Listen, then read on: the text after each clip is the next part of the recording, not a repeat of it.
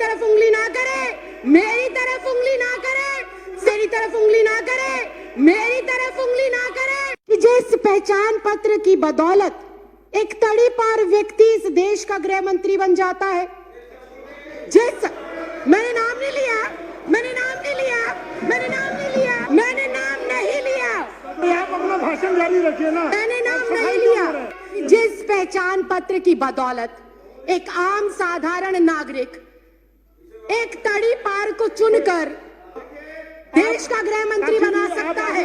आगे बढ़िए। एक चाय वाला, एक चाय वाला, एक चाय वाला, एक चाय वाला, एक चाय वाला, एक चाय वाला इस लोकतंत्र के अंदर एक वोट के अधिकार से सीधा चाय वाले से प्रधानमंत्री बन जाता है। उस वोटर आईडी कार्ड की कोई अहमियत नहीं। क्या बात करते हो? तड़ीपार कौन है? तड़ीपार कौन है? तड़ीपार कौन है? चाय वाला कौन है? तड़ीपार कौन है? तड़ीपार कौन है? चाय वाला कौन है? मैंने कुछ नहीं कहा, मैंने किसी का नाम भी नहीं लिया। आप क्यों इतना आग बबूला हो रहे हैं? इतना आग बबूला क्यों हो रहे हैं? इतनी गर्माहट क्यों? इतनी गर्माहट क्यों? क्यों इतनी मिर्ची लग गई? क्यों इतनी मिर्ची लग गई? आपको इतनी दिक्कत क्या हो गई? आपको इतनी परेशानी क्या हो गई? प्रधानमंत्री अपने माता पिता का जन्म प्रमाण पत्र दिखा पाएंगे क्या? हमारे देश के माननीय गृह मंत्री अपने माँ बाप का जन्म प्रमाण पत्र दिखा पाएंगे क्या? राष्ट्रपति अपने माँ बाप का जन्म प्रमाण पत्र दिखा पाएंगे क्या? आरएसएस प्रमुख मोहन भागवत अपने माँ बाप का प्रमाण पत्र दिखा पाएंगे क्या? उन्हें डिटेंशन सेंटर भेजा जाएगा? अगर वो लोग डिटेंशन सेंटर नहीं जाएंगे तो इस देश का आम गरीब मजलूब परिवार का सदस्य क्यों डिटेंशन सेंटर जाएगा? किस देश के अंदर इस समय कैसी सरकार चल रही है जो बहुत कंफ्यूज है, जो बहुत अज्ञानी तरीके से, अनजान तरीके से, उसे पता ही नहीं है कि देश को किस ओर लेकर जाना है, देश के लिए क्या जरूरी है, देश के लिए कौन से मुद्दे महत्वपूर्ण हैं, देश के लिए कौन से कानून महत्वपूर्ण हैं। उनको इस चीज की बिल्कुल जानकारी नहीं है। बहुत ही अजीब से लोग इस देश के केंद्र की सत्ता के ऊपर बैठकर अजीबोगरीब फैसले ले रहे हैं। जो इस देश में अभी तक विदेशी कहे जा रहे हैं उनको ये नागरिकता दे रहे हैं बिना किसी कॉमा फुल स्टॉप के। और इस देश के अंदर जो सदियों से, दशकों से रह रहे हैं उनको ये कहते हैं कि अगर तुम इस देश के नागरिक हो तो तुम्हें कागजात देने पड़ेंगे, तुम्हें प्रूफ करना पड़ेगा कि तुम इस देश के नागरिक हो। यह अजीब विडंबना है। हमारे पास वोटर आईडी कार्ड है, हमारे पास आधार कार्ड है, हमारे पास पैन कार्ड है, हमारे पास पासपोर्ट है, उनको ये हमारे कागज नहीं मानते।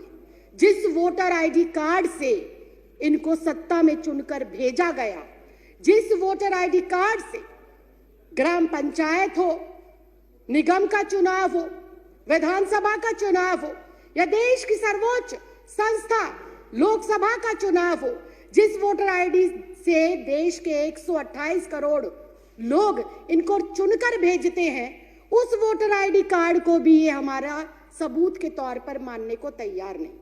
बहुत ही हास्यास्पद बात है कि जिस पहचान पत्र की बदौलत एक तड़ीपार व्यक्ति इस देश का गृह मंत्री बन जाता है, मैंने नाम नहीं लिया, मैंने नाम नहीं लिया, मैंने नाम नहीं लिया, मैंने नाम नहीं लिया, मैंने नाम नहीं लिया। ये बहुत ही हास्यास्पद है, ये बहुत ही हास्यास्पद है। ये ऑन रिकॉर्ड है, ये ऑन रिकॉर्ड है, ये ऑन रिकॉर्ड है, ये ऑन रिकॉर्ड है। मैंने नाम नहीं लिया। आप अपना भाषण जारी रखिए ना। मैंने नाम नहीं लिया। आप अपनी बात जारी रखिए। मैं अध्यक्ष जी यही कह रही हूँ, मैं अध्यक्ष जी, आप मेरी तरफ उंगली ना करें, मेरी तरफ उंगली ना करें। सारे प्रिविलेज का मामला है। पहले उन्होंने मेरी तरफ उंगली करी क्यों? अपनी बात कहते रहिए।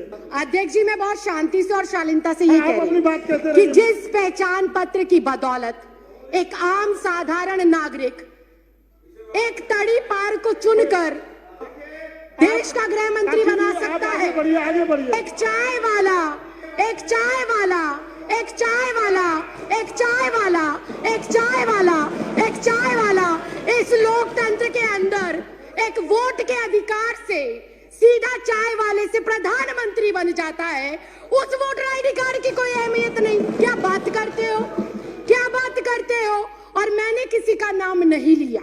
आपको कोई आपत्ति है? आप माननीय अध्यक्ष जी से बात करें। आपको कोई आपत्ति है? आप माननीय अध्यक्ष जी से। तड़ीपार कौन है? तड़ीपार कौन है? तड़ीपार कौन है? चाय वाला कौन है? तड़ीपार कौन है? तड़ीपार कौन है?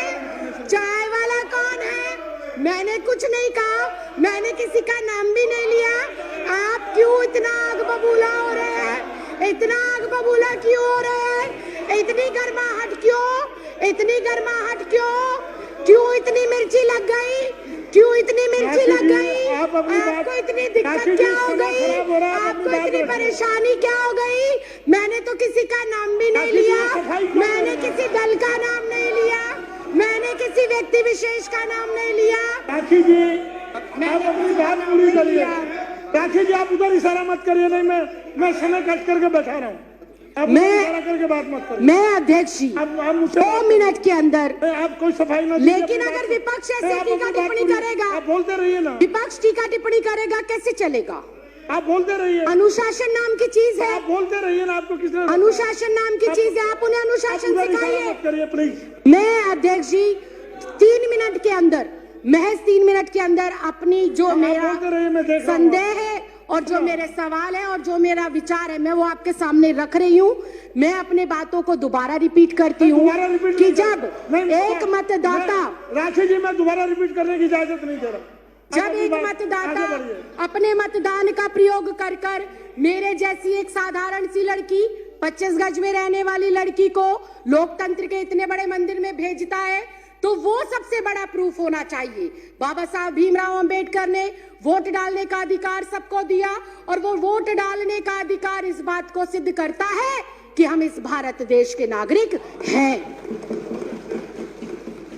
मैं सिर्फ इतना कहना चाहती हूं कि 1989 से पहले कानूनन ऐसी कोई प्रतिबद्धता, ऐसी कोई मजबूरी या अनिवार्य नहीं था कि एक कोई भी जो बच्चा पैदा होगा, जो भी व्यक्ति जन्म लेगा, उसका जन्म प्रमाण पत्र बनाया जाए। ऐसी कोई पॉलिसी नहीं थी।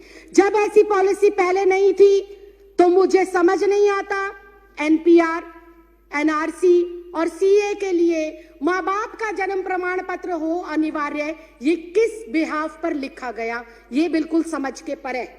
और फिर एक बार फिर से विपक्ष को हो सकता है मेरी बातों से आघात पहुंचे, लेकिन ये कटु सत्य है कि अगर ये कंपलसरी है कि एनपीआर, एनआरसी और सीए के लिए अपने अपने माता पिता का जन्म प्रमाण पत्र दिखाना जरूरी है, तो क्या हमारे देश के माननीय प्रधानमंत्री अपने माता पिता का जन्म प्रमाण पत्र दिखा पाएंगे? क्या हमारे देश के माननीय गृह मंत्री अपने माँ बाप का जन्म प्रमाण पत्र दिखा पाएंगे? क्या हमारे इस देश के रक्षा मंत्री हमारे जो ये एनसीआर, एनपीआर और सीए है, इसके माध्यम से अपने माँ बाप का जन्म प्रमाण पत्र दिखा पाएंगे? क्या इस देश के माननीय राष्ट्रपति अपने माँ बाप का जन्म प्रमाण पत्र दिखा पाएंगे? क्या आरएसएस प्रमुख मोहन भागवत अपने माँ बाप का प्रमाण पत्र दिखा पाएंगे? क्या श्री एल.के. आडवाणी जी अपने माँ बाप का प्रमाण पत्र दिखा पाएंगे? या माननीय अध्यक्ष महोदय आप स्वयं अपने माँ बाप का प्रमाण पत्र दिखा पाएंगे? अगर ये संभव नहीं है, अगर ये संभव नहीं है, अगर ये संभव नहीं है, अगर ये संभव नहीं है, अगर ये संभव नहीं है, राखी जी, अगर ये संभव नहीं है, तो मैं माननीय अध्यक्ष महोदय सिर्फ इतना कहना चाहती हूं कि जब बीजेपी का शीर्ष नेतृत्व, केंद्र में बैठे मंत्रिमंडल, प्रधानमंत्री, गृह मंत्री अपने माँ बाप का बर्थ सर्टिफिकेट नहीं दिखा सकते, तो क्या उन्हें, मैं कंक्लूड ही कर रही हूँ सर, क्या उन्हें डिटेंशन सेंटर भेजा जाएगा? अगर वो लोग डिटेंशन सेंटर नहीं जाएंगे तो इस देश का आम गरीब मजलूब परिवार का सदस्य क्यों डिटेंशन सेंटर जाएगा? ये सवाल आज इस लोकतंत्र के मंदिर में मैं आपके माध्यम से केंद्र सरकार से पूछना चाहती हूँ। अध्यक्ष जी, मुझे 2 मिनट दे दीजिए, मैं अपनी बात को खत्म कर रही हूँ। अध्यक्ष जी, मुझे ऐसा लगता है कि एनपीआर, एनआरसी और सीए महज देश की जनता को भटकाने के लिए एक हथियार के रूप में केंद्र सरकार आजमा रही है और भटकाना चाहती है वो अपनी नाकामियों से जनता को। नोटबंदी से देश को भटकाना चाहती है, जीएसटी की जो अभी मार पड़ी है व्यापारियों के ऊपर, उससे देश की जनता को वो भटकाना चाहती है। बेरोजगारी जो पिछले 45 सालों के अंदर सर्वोपरि आंकड़ा इस साल में आया है, उससे देश की जनता को भटकाने के लिए हथियार के रूप में इसका प्रयोग हो रहा है। राइफल सौदा हो गया, दलितों पर अत्याचार हो गया, अर्थव्यवस्था किस तरह से चरमराई हुई है। अध्यक्ष जी, मैं एक लाइन कहकर सर, मैं भी रिक्वेस्ट कर रही हूँ, फाइनल क्लोजिंग लाइन कहकर मैं जो है अपनी बात को विराम देती हूँ कि अध्यक्ष जी, ये जो भाजपा सरकार है, ये एक संकीर्ण मानसिकता की सरकार है। इस सरकार को जब से ये अस्तित्व में आई है, किसान सड़कों पर है, छात्र सड़कों पर है, महिला सड़कों पर है, पुरुष सड़कों पर है, दलित सड़कों पर है, वकील सड़कों पर है, डॉक्टर सड़कों पर है, इंजीनियर सड़कों पर है। ये सरकार नहीं, संविधान विरोधी लोग हैं और एनपीआर, सीए और एनआरसी को लाकर ये वोट के अधिकार को खत्म करना चाहते हैं और अपना एकाधिकार स्थापित कर कर लोगों को उनके अधिकारों से वंचित रखना चाहते हैं। माननीय अध्यक्ष, मैं आपके माध्यम से ये कहना चाहती हूँ, माननीय मंत्री श्री गोपाल राय जी ने जो अपना प्रस्ताव रखा है, इस सदन के सदस्य होने के नाते, इस देश की नागरिक होने के नाते, मैं आज यहाँ से आपसे विनम्र प्रार्थना करती हूँ कि मैं इस प्रस्ताव का समर्थन करती हूँ और दिल्ली में इसको कतई भी किसी भी सूरत में लागू नहीं करना चाहिए। इस खबर को अभी लाइक करें, शेयर करें और ऑनलाइन न्यूज इंडिया की सभी खबरें अपने मोबाइल फोन पर सबसे पहले देखने के लिए अभी चैनल को सब्सक्राइब करें और घंटी जरूर दबाएं।